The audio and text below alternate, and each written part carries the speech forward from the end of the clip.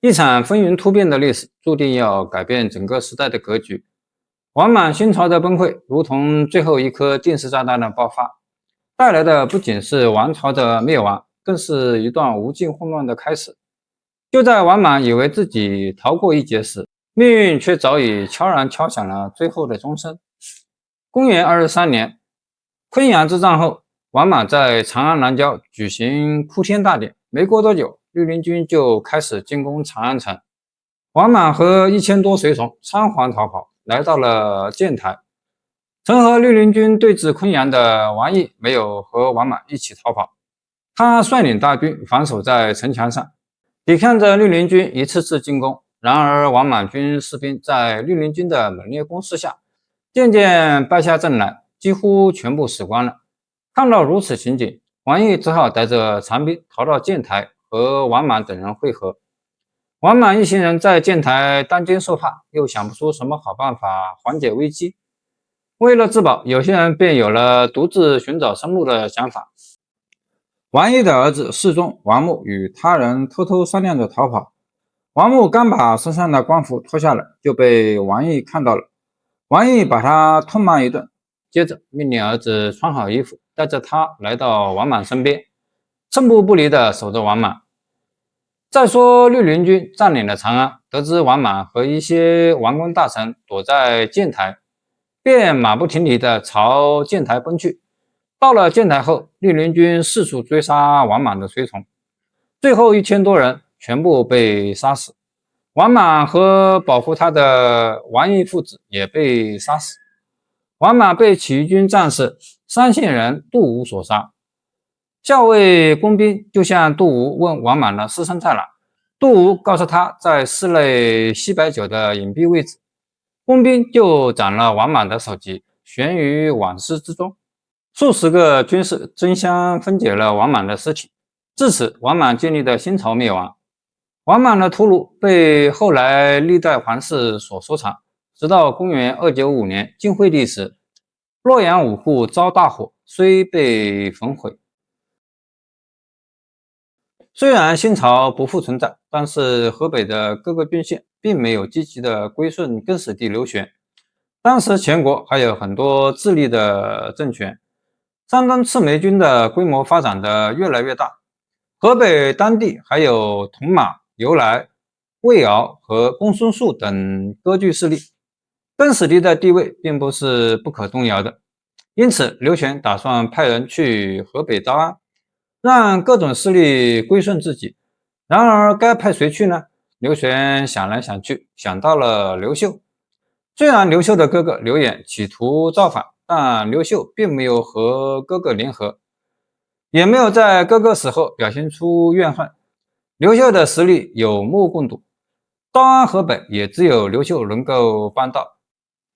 然而，大司马朱伟和李毅强烈反对这件事情，他们认为刘秀的能力已经超过了绿林军里的其他将领，如果再让他立下功绩的话，总有一天会和他哥哥刘演一样造反。刘玄听了这话犹豫了，朱伟和李毅的话不无道理，可是除了刘秀，还能有谁办好招安河北这件事呢？造反固然是件严重的事，不过放任地方势力发展也是件危险的事情。刘秀知道刘玄心里在想些什么，为了能去河北，刘秀极力巴结当时的左丞相曹敬，通过曹敬在刘玄面前给自己美言，并信誓旦旦保证远远尊先于更始帝。刘玄被刘秀的忠诚感动了。公元23年10月，刘玄奉刘秀为破虏将军兼大司马，去河北笼络地方势力。更始帝刘玄遣刘秀北渡黄河，路上刘秀的至交邓禹率军北渡黄河，终于在邺城追赶上了刘秀，对刘秀言刘玄必败，天下之乱方起，劝刘秀延揽英雄，物悦民心，立高祖之业，救万民之命，以功而虑，天下不足定也。邓禹的话正合刘秀的心意。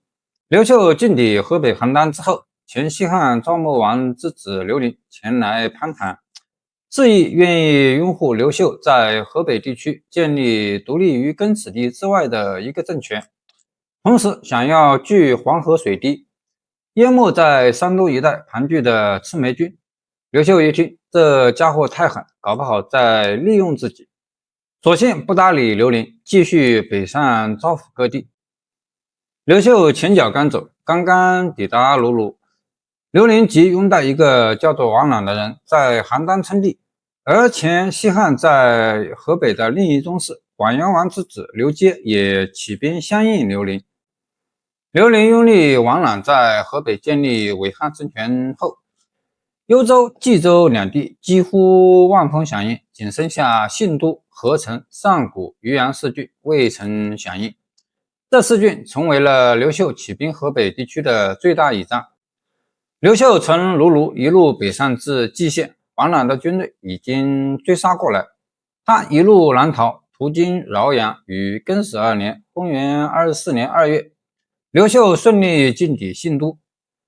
公元24年2月至3月，刘秀收编信都巨鹿北部兵马，与更始帝派来的尚书令谢公联燕真定王刘阳，获取支持，并联合渔阳、上谷突骑，攻克卢卢（今河北丁县）、广阿（今龙窑东）之后，率军南下围攻巨鹿城。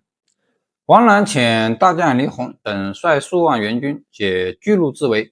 刘秀在攻城受挫后，转至南滦平原决战。战役初期，刘秀步军败退诱敌，待王朗军抢夺辎重时，幽州突骑突袭侧翼，步骑合击大破敌军。此战后，王朗势力瓦解。公元25年5月，刘秀趁势攻占邯郸，最终平定河北。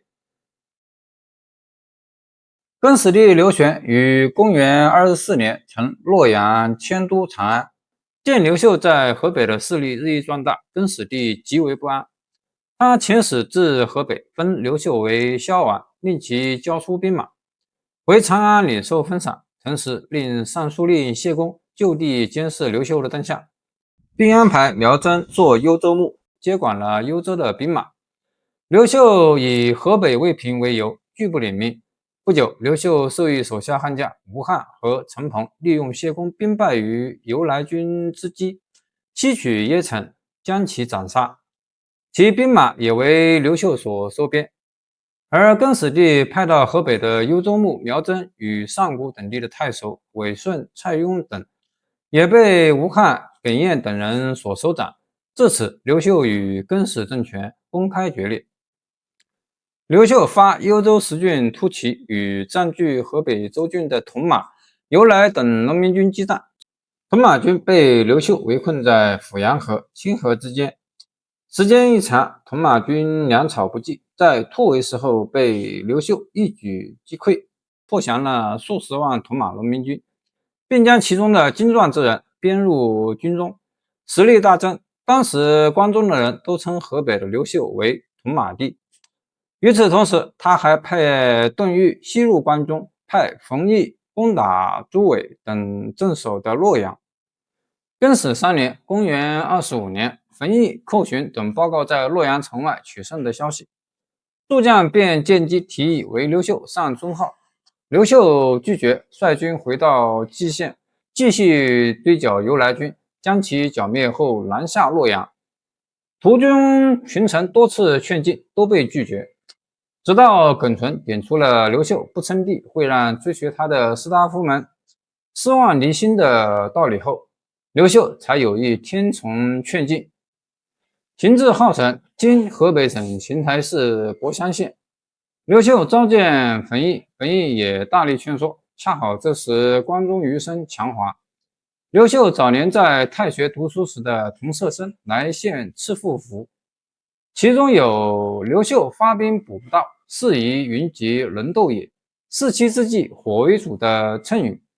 群臣以此为据，再次劝进，刘秀终于答应。公元25年8月5日，刘秀在郜城千秋亭即皇帝位，建元建武。为了表示同心汉室之意，刘秀建国仍然使用汉的国号，史称后汉。唐末五代之后，也根据都城洛阳位于东方，而称刘秀所建之汉朝为东汉。刘秀是为汉世祖光武皇帝，